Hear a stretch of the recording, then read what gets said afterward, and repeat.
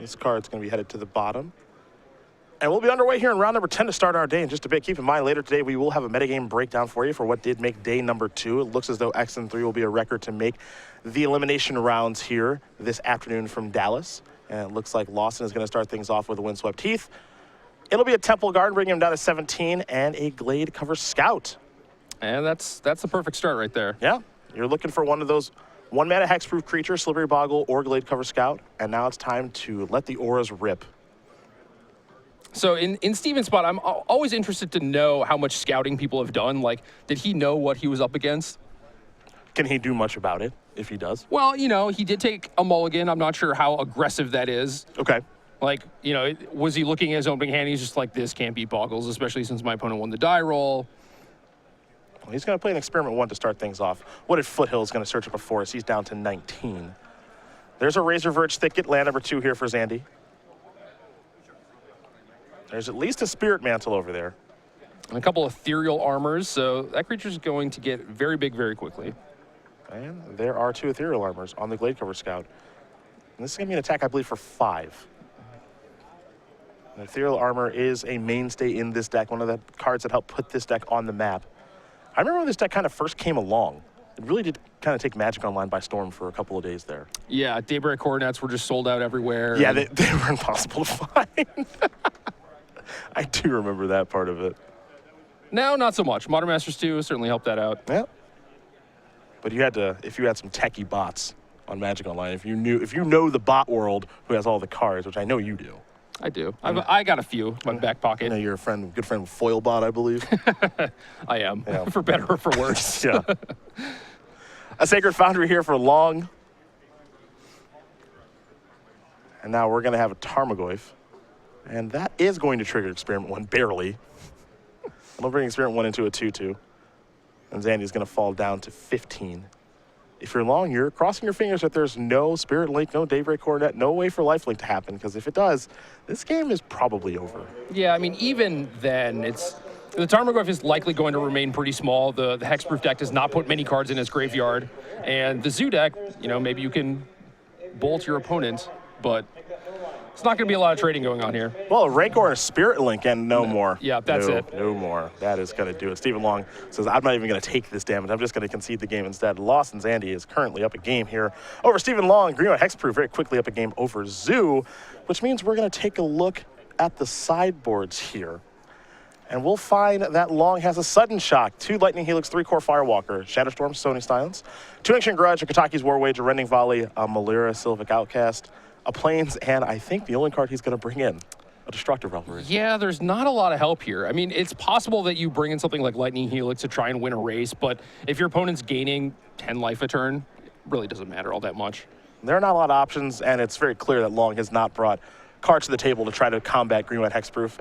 There are cards that you can do it with, you know, Back to Nature, stuff like that, if you really do want to beat this deck, but he doesn't have any of that stuff this weekend, it appears. Yeah, he has a lot of affinity hate, though. Yeah, doesn't want to lose to that one. A lot of artifact destruction, not a lot of enchantment destruction. For Zandi, we got a Dismember, 2 Gaddock Teagues, a Kataki War's Wage, 3 Leonine Sanctity, 2 Suppression Fields, 2 Stony Silence, 2 Seal of Primordium, 1 Rest in Peace, and 1 copy of Nature's Claim. Yeah, and you're not going to see a lot of help on Lawson's side either, but I think that's just because he just naturally has a good matchup. I think that Zoo is a matchup that he'd want to get paired against a bunch. You know, not to say that Zoo is a heavy influence in the metagame currently, but if players are playing Zoo like Stephen Long, he's pretty happy to be here. Yeah, so something like Suppression Field could be good if you're on the play. Lawson does have 6 fetch lands of his own. So you certainly don't want to hinder yourself with your own Suppression Field, right? But maybe the Zoo deck, especially since he only has 18 lands, I mean, Lawson doesn't know that, but if you just shut off all of their mana production, basically, you know, you're probably going to win. I would be fine with Suppression Field probably on the play. I don't love it on the draw. But I'm kind of with you where I don't even think he really needs to sideboard very much. I think his matchup is very positive, just assuming he gets a good draw.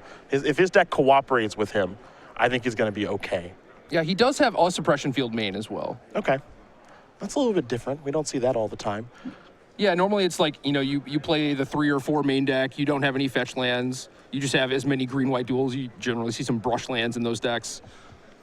One thing he has, though, well, of course he's going to have Daybreak Coronet, there are 4 of those, but he also has 2 Unflinching Courages and 1 Spirit Link, so he has a lot of lifelink auras in his deck. Yeah. Maybe more than you typically see. I've seen upwards of 2 or 3 Unflinching Courage and a couple Spirit Links, so this is about the norm, I think. Okay. Well, these players will shuffle up very quickly. Game number 2 will be underway. I think we're going to have time for our backup match. So in the meantime, we're going to talk SCG Game Night, the very popular promotion. Thanks to you guys at home for playing it and for stores for hosting it. November and December, those are the last 2 months of the year. So every week in November, and it is November 1st, you can get the Otter. And in December, it'll be the Reindeer. StarCityGames.com is where you can find out more information about this. You can also email in-store programs at starcitygames.com to get more information. And for our Canadian players and store owners, we have changed the shipping rates. They're to domestic rates now, so if you do want to get signed up for that, it's a little bit cheaper. And we do want to get you guys signed up for it because it is a very popular promotion in the States, and I think it'll be very popular there. StarCityGames.com/game night for more information about that very popular promotion. Get yourself some Otters and some Reindeers here to close out 2015 before we unveil pretty soon here what's coming for 2016. It's a dinosaur. That's what you told me yesterday. Yes. I still don't believe It's you. a dinosaur. It's a life-size dinosaur. Oh, Actually, okay. that's what you win. The pins are life-size now. More believable. Yeah, the pins are life-size now. We've really made a big commitment to game night, so we have life-size pins now. And yet the shipping price went down somehow. I don't understand that. We're customer-friendly. It's about the players, Jerry. It's about the players. Stephen Long will be on the play here for game number 2. Quickly down a game. You know what? I can appreciate a hasty concession.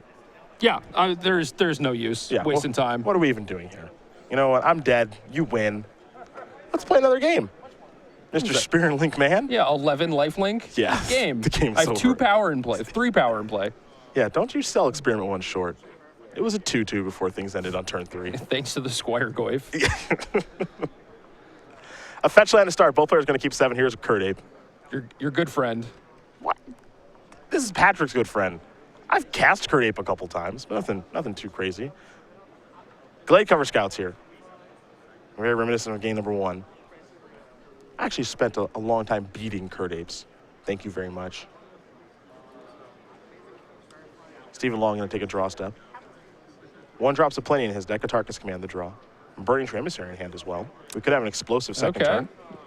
Yeah, this looks like a pretty powerful start. Windswept Heath. See what land Long wants to search up. You prefer new fetch lands or old fetch lands?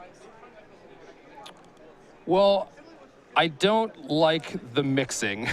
So the old Wooded Foothills, the new Windswept Heath, Yeah. I'm not a huge fan. Not that it matters all that much. No, but, not at all. I don't know. I guess if I had all old ones, I would prefer to do that, but it's not really a big deal. Yeah, I'm a big guy on the newest cards possible. Okay. So I always want the newest edition of everything. So I want the newest Meddling Mage. Well, that's just messed up. I don't care about Chris Pakula. I want the newest one every time. That's just who I am.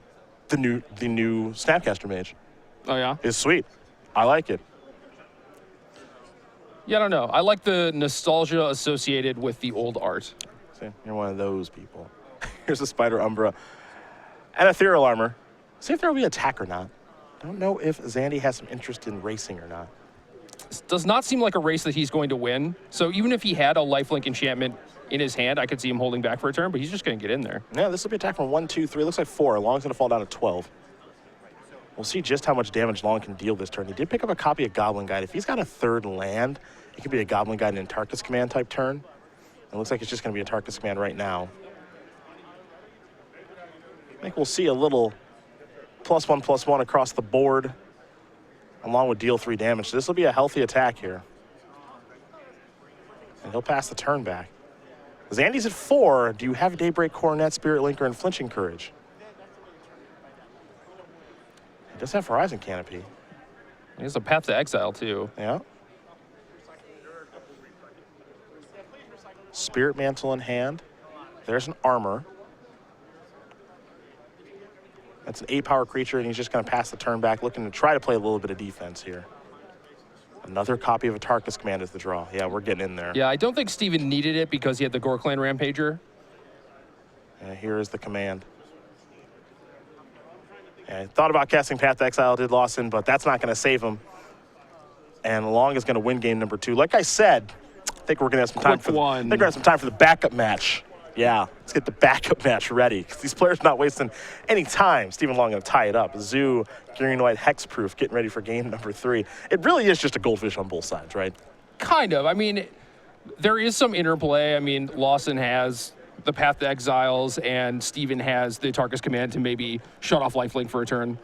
But aside from that, they're just trying to kill each other. Yeah, and this will be Zandi's first game on the play here. That is true. So that is kind of notable. He's been on the draw each time. Had a good draw on the draw each time. That time lacking a lifelink aura. No Spirit Link, no Unflinching Courage, no Daybreak Coronet. So we'll see what things do look like on the play. Not sure much changes. You can already see Zandi's shuffling up here for game number 3. Not a lot to change. Yeah, I can't imagine either player is going to change too much on the play of the draw. Long's also shuffling it for game number 3. So we'll talk the Fall Creature Collection while we have a moment here before game number 3 is underway, and then we get to our second match of the morning. We got playmat sleeves and bundles of some of our game night favorites, the Hippo, the Otter, and the Reindeer, along with Penguillian Click. You can get these again in playmat sleeves and player bundles. StarCityGames.com/creature collection for more information. And stay tuned as Winter 2016 collection is coming around the corner a little bit sooner than you think because, well, 2015 is almost over. It goes quickly. I don't know what happened. Well, you know, people kind of warn you about this when they get when you're younger. Yeah, that is true. Your later years go so fast, and you're not thinking anything when you're just, playing Final Fantasy Tactics in your room. You just want to be left alone. Just let me play my video games, Mom. But yeah, now time just flies. Doesn't even feel like I got that extra hour of sleep yesterday. I'm not convinced that I did either. I was gifted an hour, and it doesn't even feel like it. I'm not tired. I'm well refreshed.